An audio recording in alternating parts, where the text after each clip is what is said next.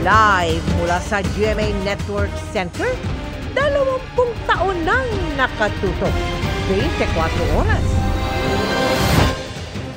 Magandang gabi po, Luzon, Visayas at Mindanao.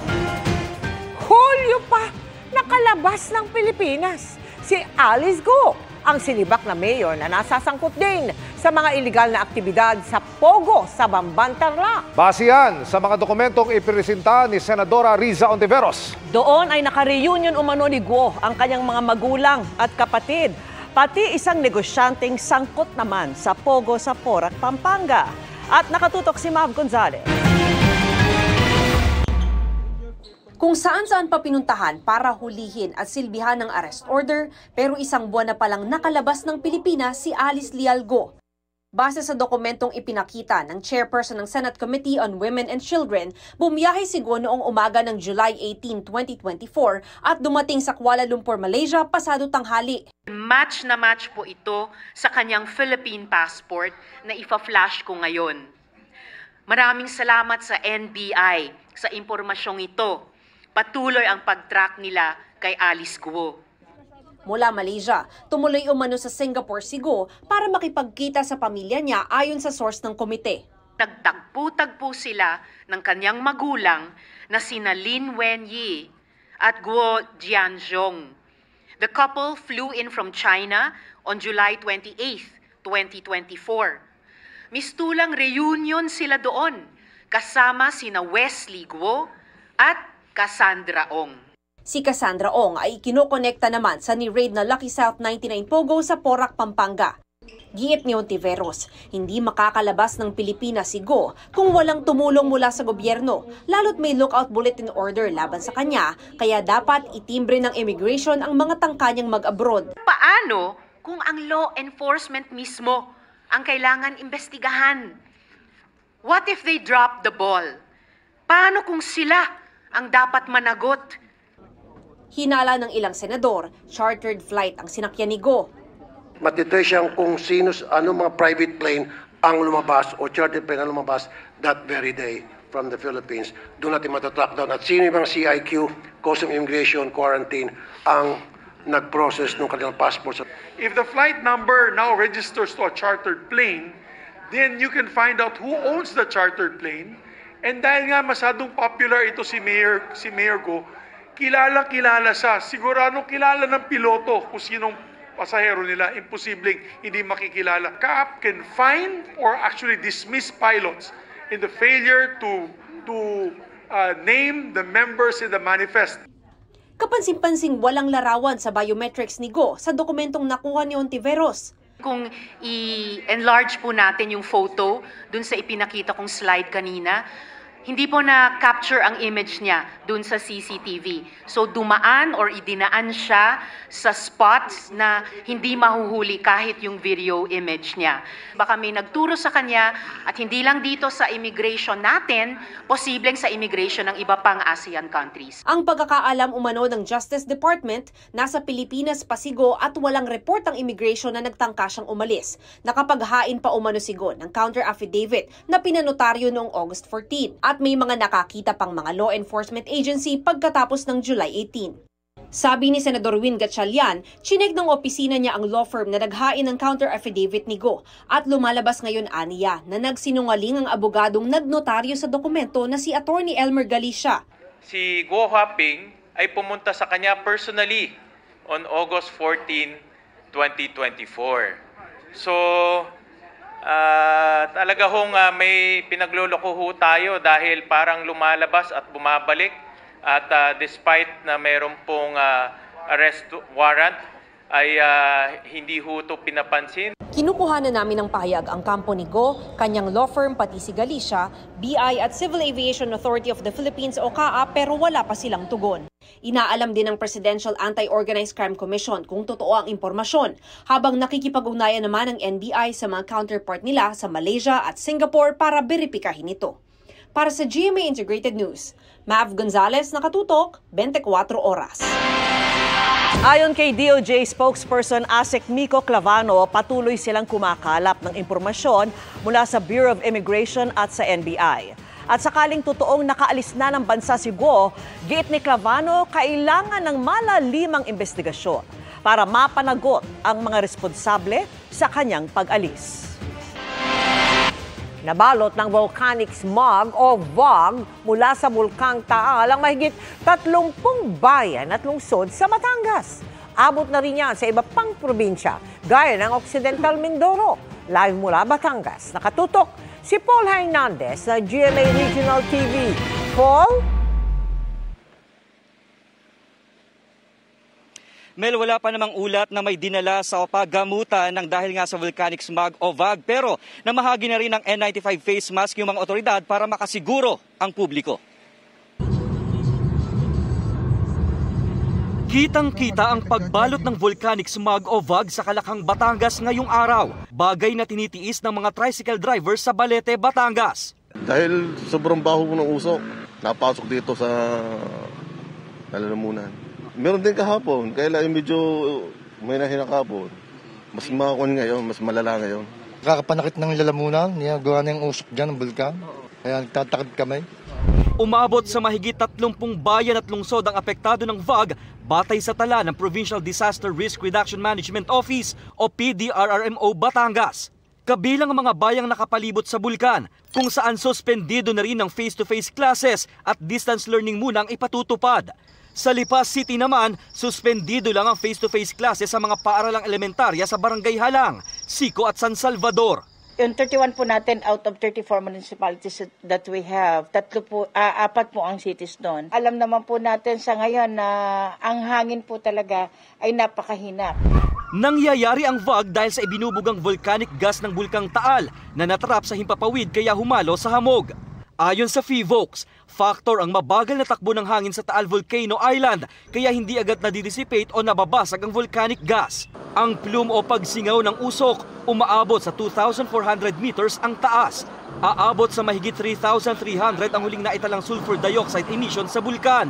Taalik ka, masyadong hindi ako gumagalaw. Mabagal, dapat medyo malakas-lakas para hindi magstay sa isang lugar yung sulfur dioxide natin.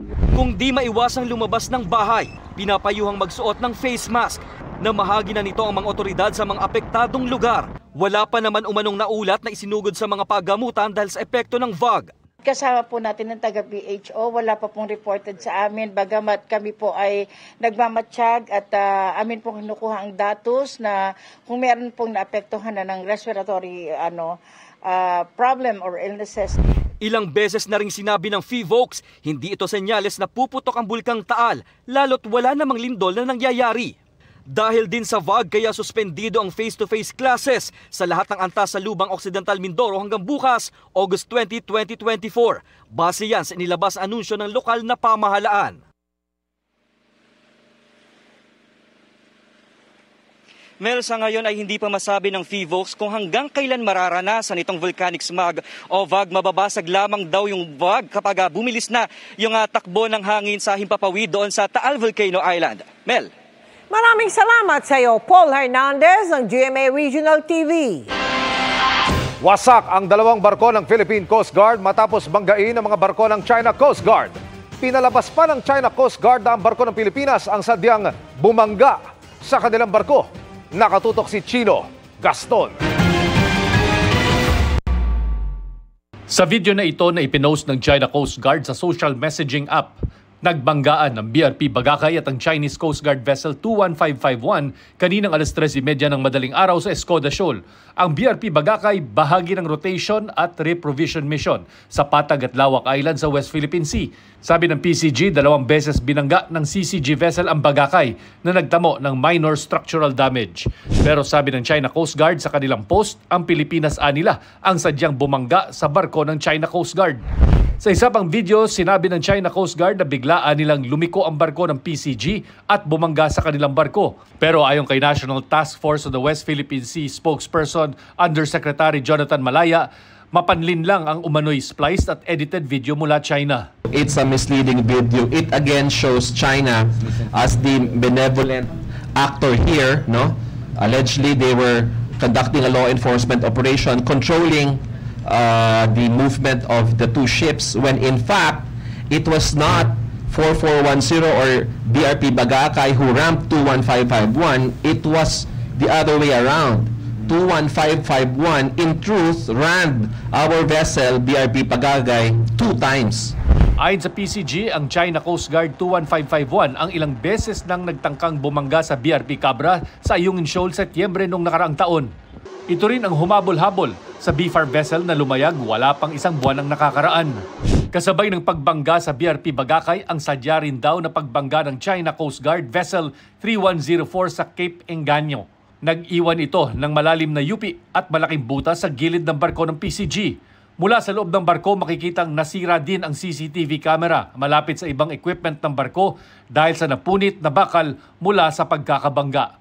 Wala namang nasaktang crew sa dalawang barko at kahit may sira, tumuloy pa rin ang Cape Engaño at Bagakay patungo sa Patag at Lawak Island. We can fairly say that this is the biggest damage, structural damage that we have incurred as a result of the dangerous maneuver carried out by the Chinese Coast Guard which resulted to collision. Siguro, iniisip nila na itong mga 44-meter vessels na to will be reinforcing the presence of Teresa Magbuanmo. Dismayado ang National Task Force on the West Philippine Sea sa ginawa ng China Coast Guard matapos magkaroon ng kasunduan ng Pilipinas at China sa bilateral consultation mechanism tungkol sa pag-resupply sa BRP Sierra Madre sa Ayungin Shoal. Ayon kay dating Supreme Court Justice Antonio Carpio, ang pagkasira ng mga barko ng Coast Guard sapat na basihan na magreklamo sa ilalim ng United Nations Convention on the Laws of the Sea. The best thing, since Coast Guard is a civilian vessel, this is now governed by UNCLOS. It's unlike Ayungin Shoal, which is a military activity. This is a civilian activity. We can go to UNCLOS and sue China for damages, and the tribunal will reaffirm that that is part of the EEZ, and that will again debunk China's 10-dash line. Sa isang statement, kinundena ni US Ambassador to the Philippines Mary Kay Carlson ang dangerous maneuvers ng China Coast Guard na naglagay sa panganib ng buhay ng crew at ikinasira ng dalawang barko ng PCG. Sinusuportahan daw ng Amerika ang karapatan ng mga kaibigan, katuwang at kaalyado sa ilalim ng international law. Para sa GMA Integrated News, Chino Gaston nakatutok, 24 oras. Halos 50 milyong pisong halaga ng mga gulay at kabute ang ipinuslit mula China at nasabat sa isang warehouse sa Navotas. Pinag-aaralan kung paano ito maaring mapakinabangan ng publiko. At nakatutok si Darlene Kai. Dahil sa tip ng isang informant, natunto ng warehouse na ito sa Barangay Bangkulasi, Navotas City na nag-ooperate ng wala umanong permit o rehistro sa City Hall. Magkakasama ang mga opisyal ng Department of Agriculture, Bureau of Customs, PNP at LGU nang pasukin ang bodega, kung saan tumambad ang mahigit 300 tonelada ng puting sibuyas, carrots, kamatis at mushrooms. Ang halaga aabot sa halos 50 milyong piso. Itong nahuli natin is basically misdeclared goods, no? Ginamit nilang reason yung egg tart skin saka kimchi. Illegal ho. Galing umanong China ang mga produkto pero lokal ang consignee na hinahanap na raw ng mga otoridad. We will file charges po sa mga... Usually po, ang tinatamaan dyan is yung consignee po. Kung ano yung nakapangalan, tingnan na rin natin kung sino ang... Kung may nag-list ho ba anong storage na to para matunto natin yung totoong may-ari po ng kargamento. Kasama sa investigasyon kung paano nakalusot ang shipment. Dahil nga illegal na ipinasok sa bansa itong tonne-toneladang agriculture products na ito, ibig sabihin ay walang permit at hindi na kasi sigurong ligtas kainin. Kaya maaring maging delikado kung umabot ito sa merkado.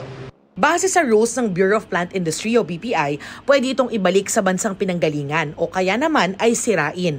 Pero pinag-aaralan din ng DA kung pwede pa itong mapakinabangan basta mapatunayang ligtas kainin. Kumuha na ng samples kanina mga tauhan ng DA BPI para sa food safety test. We will file the appropriate request sa ating korte na pwede pa itong mabenta at malamang sa kadiwa natin ito ibenta kung sakaling payagan. Para sa GMA Integrated News, Darlene Kai, nakatutok, 24 oras.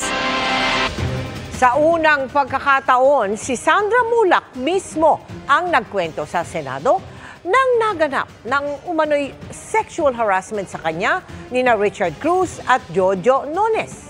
Sa gitna niya, ipinakontempt si Nones. Isa pang celebrity ang nagsumbong sa Senado dahil sa naranasan namang panghahalay umano. Nakatutok si Mau Gonzales. Sa pamamagitan ng video conferencing humarap si Sandro Mulak sa pagdinig sa Senado ukol sa mga alegasyon ng sexual harassment sa media industry. Ikwinento niya na matapos ang kanilang text exchange ng inirereklamo niyang independent contractor ng GMA Network na si Jojo Nones, nagpunta siya sa kwarto nito sa isang hotel sa Pasay noong madaling araw ng July 21. Pagdating sa kwarto, inabutan daw ni Sandro si Nones, kasama ang isa pa niyang inirereklamo na si Richard Cruz. Lasing na umano si Cruz at nakahiga sa kama. Binigyan daw ni Nones si Sandro ng wine. Nang tanungin kung ano ang sumunod na nangyari, nagdalawang isip si Sandro na sumagot. What else did he offer you? I don't know po kung pwede ko po sabihin yung buong details kasi it's really sensitive. Sige na, sabihin mo na. Your Honor, with all due respect po, as mentioned po kanina kay Senator Padilla, hindi pa po natatanggap ng kabila yung... Oh, you want to have it in an executive session? Pag hindi natin tatapusin to, ahaba ng ahaba ito. You're wasting our time here eh. Magsasalita ba kayo? Hindi. Kundi, alis na ako rito. Nagpaunlak din kalaunan sina Sandro ng executive session kasama ng mga senador. At pagkatapos nito, kanya nang idinetalye ang mga sunod na nangyari. Ayon kay Sandro, meron daw pinasinghot sa kanyang droga si Nones. Sisingutin po lahat gamit po yung 500 peso bill. Inutusan ka niya ni Jojo para suminghot. Ganun ba? Suminghot ba tawag doon? Hindi yes, mahigpit yun eh. Ilang beses ka sinabihan ng suminghot? Mga 3 times po, Your Honor. Tuloy-tuloy ang pag-inom mo ng wine. Hanggat malasing ka. Nanghina ka ba? Yes po, Your Honor. Nung pinapasinghot ka nitong dalawa, ano nararamdaman mo? Were you high? Nanghina ka ba? Namanhid po ako, Your Honor. You lie down in the bed. Am I correct? Hindi po ako nag-lie down. Hinila po ako sa bed. Sino nang hila sa'yo sa bed? Jojo Nones po. Tumanggi na si Sandro na magdetalye sa nangyari, pero meron pa raw sinabi sa kanya si Nones. Totoo ba? Based on my investigation, sinabi sa'yo, Sandro, ni Jojo Nones, what happened here stays here? Yes po. Sino nagsabi nun? Si Jojo Nones po, Your Honor. You were sexually harassed? Correct? Yes po, Your Honor.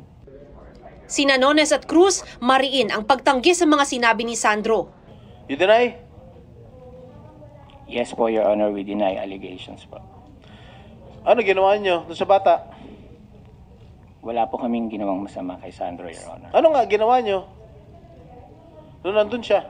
Wala po, Your Honor. Really? Nagkwentuhan, we Really? played music, we socialized, Your Honor. Your Honor, hindi po totoo yun.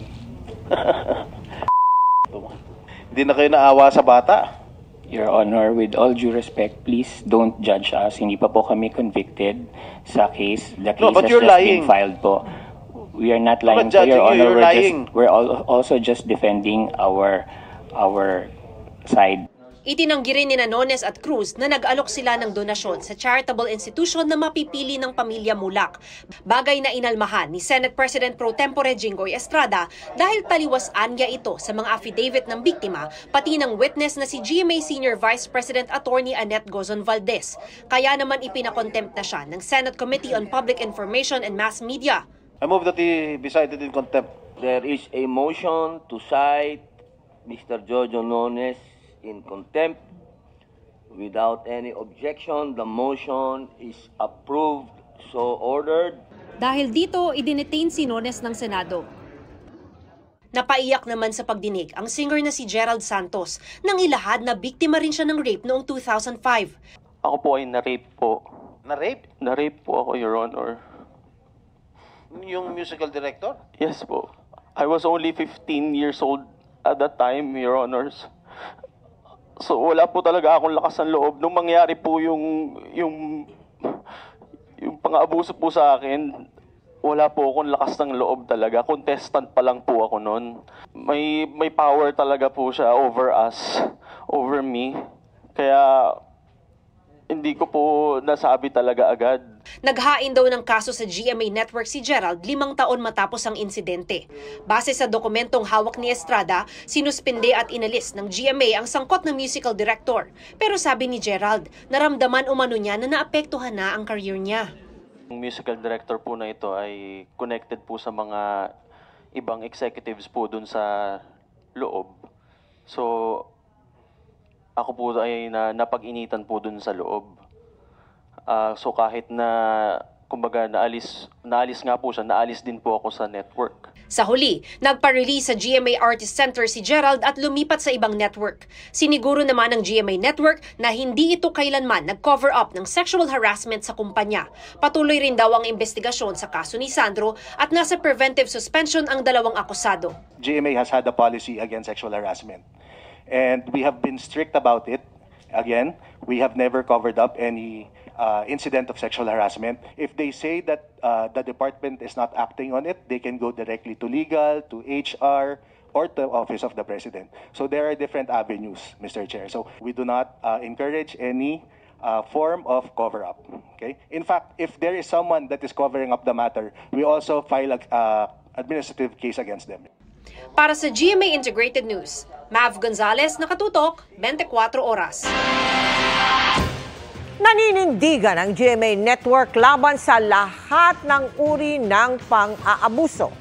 Sa isang pahayag, sinabi ng GMA na hindi nito kinukonsinti ang anumang uri ng pang-aabuso sa mga artista, personalidad, empleyado, independent contractors at iba pang stakeholders nito. Alinsunod dito ang naging aksyon ng network matapos nitong matanggap ang formal complaint ni Gerald Santos noong 2010. Agad nagsagawa ng investigasyon at matapos ito ay agaran ding ipinatupad ng network ang nararapat na parusa sa inakusahan. Tinerminate ng GMA ang kontrata ng inakusahan at hindi na rin siya muling kinuha o binigyan ng trabaho pagkatapos nito. Ngunit ang nilalaman, ang formal complaint na inihain ni Gerald nitong 2010 ay naiiba sa akusasyon niya ng rape na binanggit niya sa Senado. Ngayon lang din nakarating sa kaalaman ng pamunuan ng GMA ang bagay na ito. Naisinlinawin ng GMA ang naging pahayag ni Gerald na natanggal siya sa network. Siya mismo ang humiling ng early release mula sa kanyang management contract noong 2010 na pinagbigyan ng GMA. Sa parehong taon ay agad din siyang lumabas sa ibang TV network. Dagdag pa rito, sumubok ding bumalik si Gerald sa GMA matapos ang kanyang kontrata sa TV5 noong 2013. Nagsampa ng reklamong rape through sexual assault at act of lasciviousness sa Justice Department ang panig ni Sandro Mulak laban kina Jojo Nones at Richard Cruz. Nakatutok si John Consulta. Nakipagkita muna sa mga ahente ng NBI Public Corruption Division sina Sandro Mulak, Amang Sininio at kanilang mga abogado.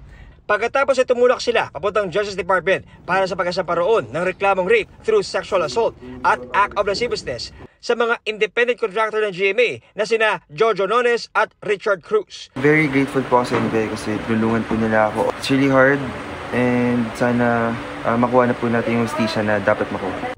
I'm just so glad that narating na namin itong araw na ito. Naantay namin lahat na araw na makakapag-file na kami and eventually start fighting for justice. That belongs to Sandro. Itong mga dokumentong ito nga na nakikita nyo ngayon sa akin tabi ay ito yung mga kopya ng reklamo na ihain ni Sandro Mulak kasama nga ang kanyang pamilya at ang kanyang ama na si Nino Mulak. Ito ay kaugnay nga doon nga sa di umano'y pagkakaroon ng pang-abuso sa kanya. At nasa harapan naman ng sasakyang ito si Ma'am Laika Conares. Ito medyo busy siya ngayon, may mga kinakausap sa mensahe at nasa kanya rin naman ang pinaka-original na folder na naglalaman itong complaint na ito. In less than an hour mga kapuso ay matatapos na itong biyahe na ito at pagdating namin sa DOJ agad nilang ihahain itong reklamong ito, panunumpaan ni Sandro Mulak mismo. Dumating din sa tanggapan ng DOJ ang dalawang testigo ni Sandro Mulak. Sa mahigit 200 pahinang reklamong kanyang pinanumpaan, idinitali ang nangyari umano noong madaling araw ng July 21. Base sa kopya nito na aking nakuha, sa pamamagitan ng text ay inimbitahan umano siya ni Nones sa kanilang hotel room at binanggit na ikakasya dahil nagdidirect na umano ito. Pagdating sa hotel room, si Nones at Richard Cruz lang umano ang inabutan niya, taliwas sa sinabi ni Nones na may kasama silang iba. Pinilit umano siyang gumamit ng kulay puting pulbos na nauwi sa kanyang matinding pagkahilo. Noon na umano nagsimula ang pangahalay sa kanya ng 2 lalaki. Sinubukan umano ni Sandro na pigilan sina Jojo at Richard pero di siya pinakinggan. Sa isang punto, may ipinapanood pa umano si Nones na malaswang video. Sa mga unang tangka ay hindi umano makaalis agad si Sandro dahil sa sobrang hilo at hina. Hanggang nagkaroon ng pagkakataon at di na napigilan ni Nones at Cruz. Ang conclusion po ng aming investigators ay magsampa ng kaso laban doon sa 2 respondent. Rape by sexual assault at acts of lasciviousness, several counts. Yun pong findings namin ay base sa medical examination, forensic evidence, and nag-conduct din po ang behavioral science division namin doon sa mga biktima. Nag-negative sa drug test si Sandro, pero ayon sa NBI, 10 araw na nakalipas ang insidente nang magawa ang drug test. Nauna lang itinanggi ni Nones at Cruz ang aligasyon ng aktor. Hindi umano sila gumawa ng kahit anong sexual harassment abuse laban kay Sandro. Sabi nila sa Senado, kaya nilang patunayan sa korte na sila ay inosente at habang naghihintay ng due process ay humiling sa publiko na huwag silang husgahan. Para sa GMA Integrated News, John Consulta, nakatutok 24 oras. Nagbabala ang Health Department laban sa community transmission o pagkalat ng Mpox matapos may maitalang bagong kaso nito sa Metro Manila. Nagsasagawa na ng contact tracing para riyan at nakatutok si Joseph Moro. Isang 33 taong gulang na lalaki na taga Metro Manila ang nakitaan ng Mpox o dating monkeypox. Unang kaso siya matapos sa deklara ng World Health Organization o WHO na global health emergency ang Mpox noong 1 linggo. Ayon sa DOH, hindi raw bumiyahe sa labas ng Pilipinas ang nasabing lalaki. Pero nakaranas ito ng lagnat na sinundan ng butlig na nagtutubig sa muka, likod, batok, katawan, singit, palad at talampakan. Nasa isang government hospital siya nang makumpirma bilang Mpox case kahapon lamang. Nagko-contact tracing na ang DOH ngayon. That means yung virus ay nandito sa Pilipinas. We had 9 cases noong 2023 pero pakunti-konti ang natetest natin. So that means the Mpox virus is among us. So hindi siya imported, nandito siya. So warning yan to everybody. So community transmission ito. Ayon sa WHO, ang Mpox ay isang sakit na katulad pero hindi singlala ng smallpox. Pantal na may nagtutubig. Para siyang butlig na ang laman niya, nagsisimula siya sa butlig na ang laman niya ay tubig. Pero ang pinagkakaiba niya sa bulutong tubig is pag tumagal na, nagiging nana na yung laman niya. May mga reports na makati po siya, yung iba masakit. Ayon sa Department of Health, hindi naman daw kailangang ibalik muli ang pagsusuot ng mga face mask kahit yung social distancing na ginawa ng COVID pandemic. Ayon sa DOH, hindi tulad ng COVID na airborne na ipapasa ang Mpox sa pamamagitan ng close at intimate na contact. No, COVID is airborne, so ang bilis, di ba? Makasakay mo lang sa bus, sa tren, sa jeepney, pwede kang mahawa. Unlike this one, close and intimate contact. Magkadikit, magkalapit. Pero namamatay siya sa soap and water. Hindi rin daw kailangan magsara ng mga border na ililipat ang Mpox sa mga gamit o damit na mga mayroon ito pero madali naman daw itong mamamatay sa mga sabon. Kaya nirerekomenda ng DOH ang madalas na paghuhugas ng kamay. Ayon sa DOH, may mga ilang industriya tulad ng mga spa at parlor na bibigyan ng DOH ng mga paalala para maiwasan ang pagkalat ng Mpox. Kasi ito yung areas na merong contact, di ba? Humawak ka ng pasyente, minasahe mo, ay kliyente, nag-massage ka doon, parlor, spa, gano'n. So we will be coming out with something, anong tawag dito? Memes, very specific for them. 17 mga ospital ang tinukoy ng DOH na pwedeng puntahan ng mga hinihinalang may Mpox. Meron tayong Mpox pero hindi pa dapat tayo mabahala kasi nga yung COVID, napraning tayo kasi marami tayong uncertain at hindi alam. Yung Mpox, 1957 pa yata unang na-determine yan as an illness. And then pabalik-balik lang. But it's also good na mag-ingat tayo. Para sa GMA Integrated News, Joseph Morong, nakatutok 24 oras. Humingi ng paumanhin si Senator Robin Padilla sa mga anyay na offend sa kanyang pahayag tungkol sa marital rape sa isang pagdinig sa Senado. Sinabi ni Padilla ang kanyang ginawang pagtatanong ay paraan para makakuha ng informasyon. Malaki anyang may tutulong kung well-informed ang tao sa usapin ng marital rape o ang rape sa pagitan ng mag-asawa. Makatutulong din anya ang mga pagtatanong sa hearing sa pagpapatupad, pagsusuri o paglikha ng mga batas. Sa pagdinig ng nakaraang linggo, tinanong ng senador kung ano ang pwedeng gawin kung in-hit anya ang isa sa mag-asawa. Ngunit ayaw naman ng kabilang panig. Maituturing na marital rape kung ipipilit ang pagtatalik kung ayaw ng isa sa mag-asawa. Pagbibigay diin ni Attorney Lorna Capunan, no means no.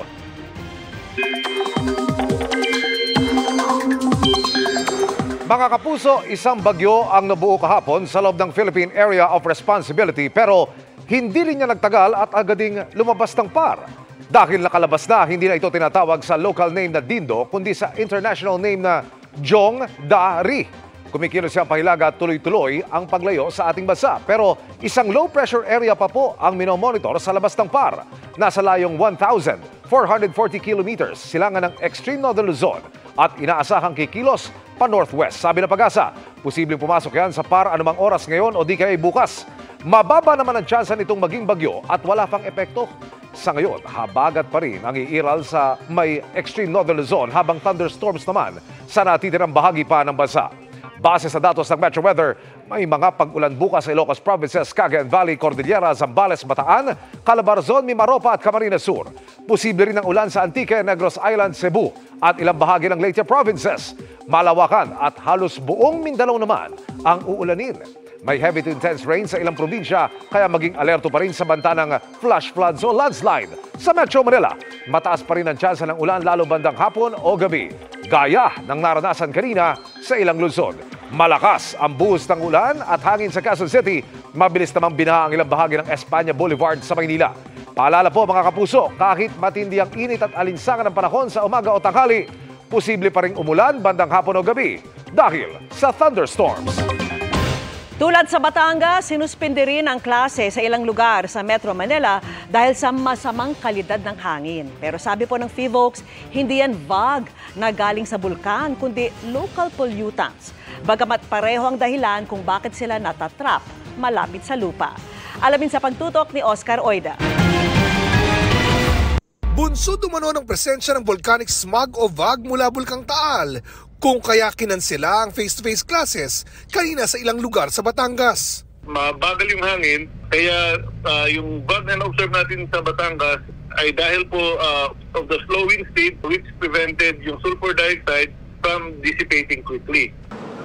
Pero maging sa Pasay City, nagsuspindi ng face-to-face classes alas 11 ng umaga kanina. Rekomendasyon ito ng Pasay City Risk Reduction and Management Office, bunsod ng umano'y poor air quality. Sa Jose Rizal Elementary School nga sa nasabing lungsod. Para pong kumakain ako ng pulburon na parang na-choke po ako na parang may nalunok na ako na parang pulburon po na parang medyo nahirapan po din akong huminga. Tapos ang kati-kati po sa balat. Naamoy ko lang. Naamoy mo? Para invisible. Sinuspindi rin ang mga klase sa Parañaque. Makulimlim at saka yung medyo maano sa mata, medyo ma-update. Parang paging lang. Yung usok po sobrang kapal. Sa sukat po banda. Tapos kapag tumitingin ka po sa taas, masakit sa mata. Sinuspindi na rin ng Education Secretary ang face-to-face classes sa Calabarzon at Metro Manila. Alternative learning modalities tulad ng modular at online learning muna ang gagamitin. Pero ayon sa PHIVOLCS, hindi umano VOG o volcanic smog ang nakakaapekto sa Metro Manila, kundi epekto ng local pollutants na pinalala ng mabagal ding hangin.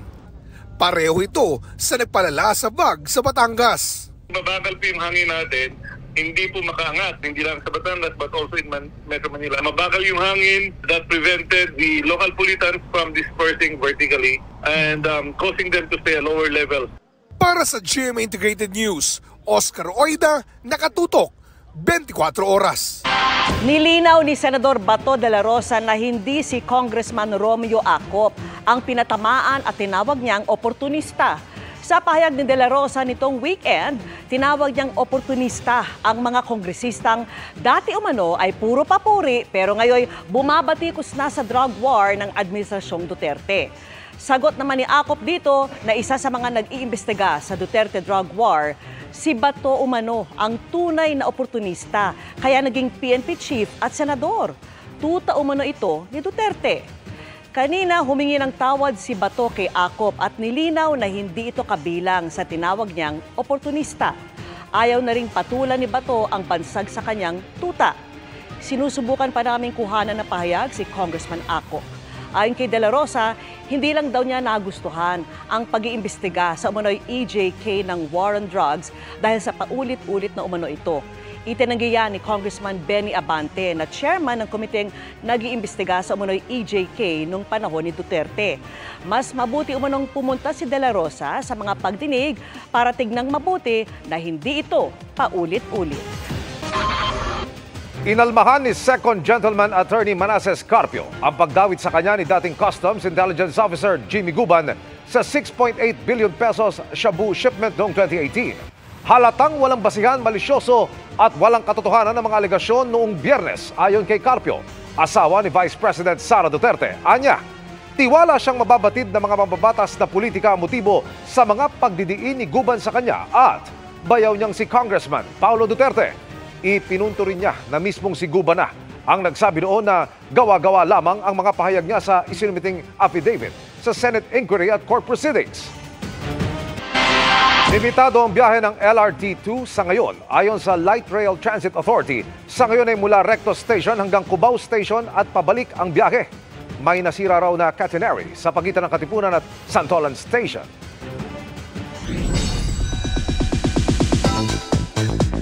Panida ng well-deserved vacay ni Sanya Lopez sa Bali, Indonesia ang mga scammer na gumagamit ng kanyang photo at pangalan. Babala ni Sanya mag-ingat sa modus na nanghihingi ng donation para umano sa isang outreach program. Makichika kay Aubrey Carampel. Kahit saan ka naroon sa bayan mano na yun. Time out muna as Teresita sa pulang araw si Sparkle star Sanya Lopez na nasa Bali, Indonesia ngayon for her birthday vacation. Time to recharge and relax si Sanya na nagpost ng picture sa Instagram in a nude cutout swimsuit. Pero habang nagbabakasyon, nakarating daw kay Sanya na may gumagamit ng kanyang pangalan para makapanloko. Kaya babala niya. Sa lahat po ng mga chinat ng scammer, hindi po ako yon. Okay, malinaw, hindi po ako yon. Huwag po kayo magbigay agad-agad ng tulong. My goodness. Sa isang messaging app, ginagamit daw ng scammer ang pangalan at picture ni Sanya para manghingi ng donasyon para sa isang outreach program. Hindi raw ito si Sanya, kaya wag daw basta-basta maniniwala. Tawagan nyo, i-video call niya, kailangan mukhang-mukha ako. Hindi po talaga ako yan at hindi po ako hihingi basta-basta ng tulong. Okay, wag po kayo maniwala sa scammer. My gosh, ang dami nang naloko.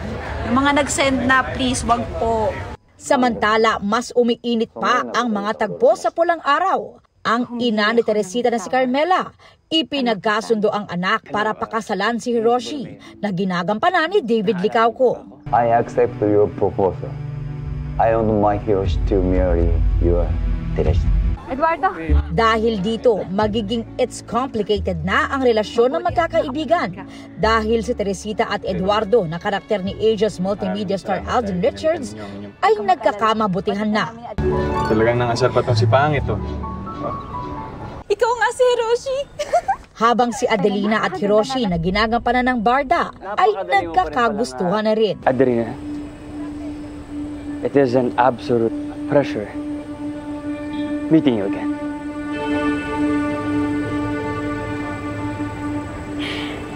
Ang malaking tanong, maipaglalaban nga kaya nila ang pag-ibig sa isa't isa? Yan ang mga dapat abangan sa pulang araw pagkatapos ng 24 oras. Aubrey Carampel, updated showbiz happenings. At yan ang mga buwan naman akong chika this Monday night. Ako po si Iya Arellano, Miss Mel, Miss Vicky, Emil. Thank you, Iya. Salamat sa iyo, Iya. Salamat, Iya. At yan ang mga balita ngayong Lunes. Ako po si Mel Tiangco. Ako po si Vicky Morales para sa mas malaking misyon. Para sa mas malawak na paglilingkod sa bayan, ako po si Emil Sumangil. Mula sa GMA Integrated News, ang News Authority ng Pilipino. Nakatutok kami 24 oras.